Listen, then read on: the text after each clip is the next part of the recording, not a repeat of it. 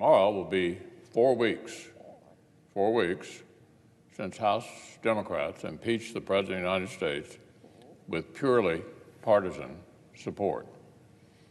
Speaker Pelosi and Chairman Schiff did not wait to fill out the factual record. They did not even wait to see their own subpoenas through the legal system. They plowed ahead for 2 reasons. They said impeachment was too urgent to wait, and they said they'd already proven their case. But since then, House Democrats have spent 4 weeks contradicting both of those claims. They spent 4 weeks demonstrating through their actions that impeachment is actually not that urgent, and they do not actually have much confidence in their case. An arbitrary 4-week delay does not, Madam President, show urgency.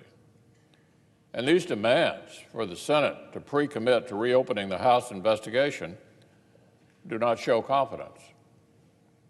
There's a reason why the House inquiry that led to President Nixon's resignation took 14 months of hearings in addition to the separate special prosecutor. There's a reason why the Clinton impeachment inquiry drew on years of prior investigation and mountains of testimony from firsthand fact witnesses. That's because both of those houses of representatives knew they had to prove their case before submitting it to the Senate for judgment. Both situations involved legal battles over executive privilege, extensive litigation, both times, not after a trial had been handed to the Senate, but beforehand, when the case was actually being compiled. Mountains of evidence, mountains of testimony, long legal battles over privilege. And none of this discovery took place over here in the Senate. The Constitution gives the sole power of impeachment to the House. If a House majority wants to impeach a president, the ball is in their court. But they have to do the work. They have to prove their case. Nothing in our history or our Constitution says a House majority can pass what amounts to a half-baked censure resolution and then insist that the Senate fill in the blanks. There's no constitutional exception for a House majority with a short attention span. Look, I think everyone knows this process has not been some earnest fact-finding mission with House Democrats following each thread wherever it leads. The Speaker of the House did not reluctantly decide to impeach after poring over secondhand impressions of civil servants. This was a predetermined political conclusion. Members of her conference had been publicly promising it literally for years. That's why the investigation stopped long before the House had come anywhere near proving what they allege. They pulled the plug early because the facts were never the point. They were never the point. The point was to check a political box. For goodness sake, the very morning after the House's historic vote, Speaker Pelosi literally chastised reporters for asking too many questions about impeachment. She tried to change the subject to economic policy. She said, "Any other questions? Anybody want to talk about the SALT tax? I'm not going to answer any more questions on this," referring to impeachment. Really? Really? You impeach a president of the United States, and the very next morning, there's nothing to see here? Does that sound like a Speaker of the House who really thinks the survival of the Republic is on the line? Does anyone really think that if Democrats truly believed the President of the United States was a criminal who is imperiling our country, they would have abandoned the search for evidence because they didn't want to make time for due process? That they would have pulled the plug on the investigation just because it sounded good to finish by Christmas? That they would have delayed the trial for a month while they test drove new talking points? That they would have been trying to change the subject 12 hours after the vote?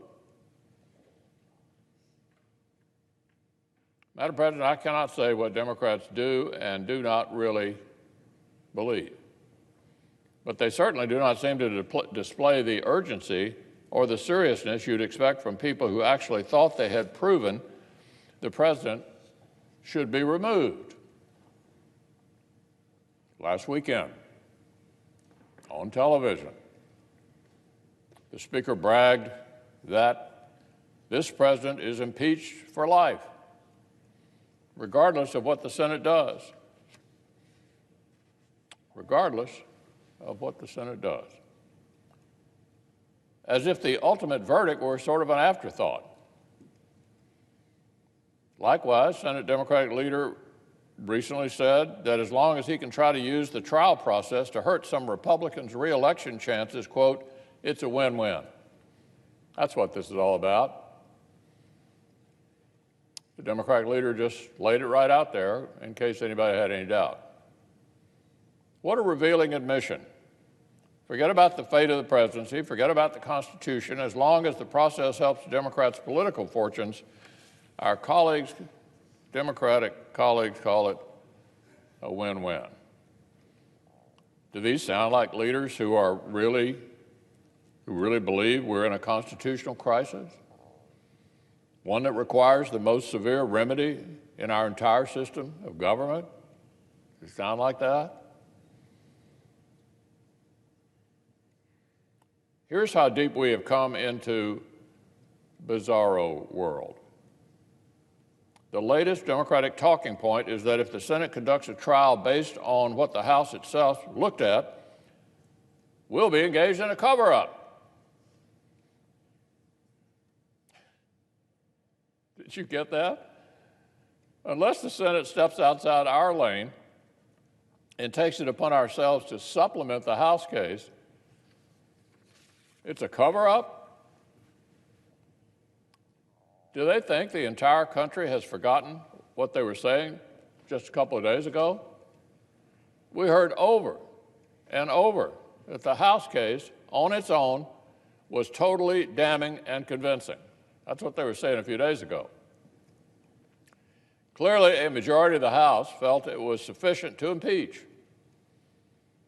And a number of Senate Democrats were happy to prejudge the case publicly and suggest the House had proven enough for removal. But now, Madam President, all of a sudden, the story has reversed. Now we hardly know anything. Now the investigation is just beginning. Now what the House has produced is so weak that they're calling their own investigation a cover-up.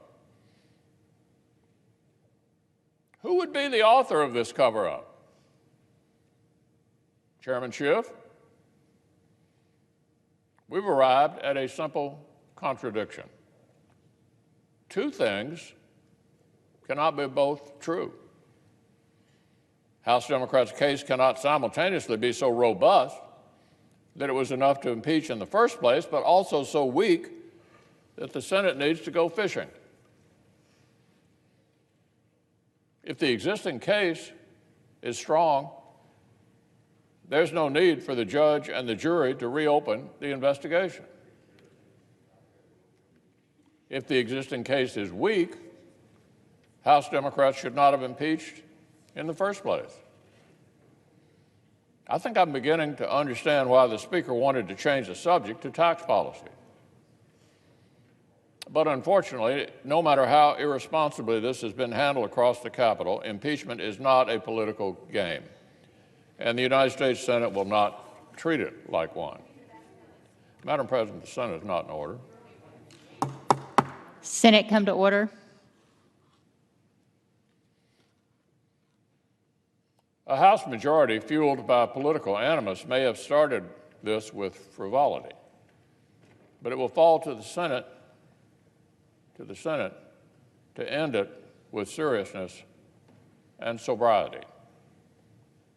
It will fall to us to do what the founders intended, to take the long view, move beyond partisan passions, and do what the long-term good of our institution and our nation demands.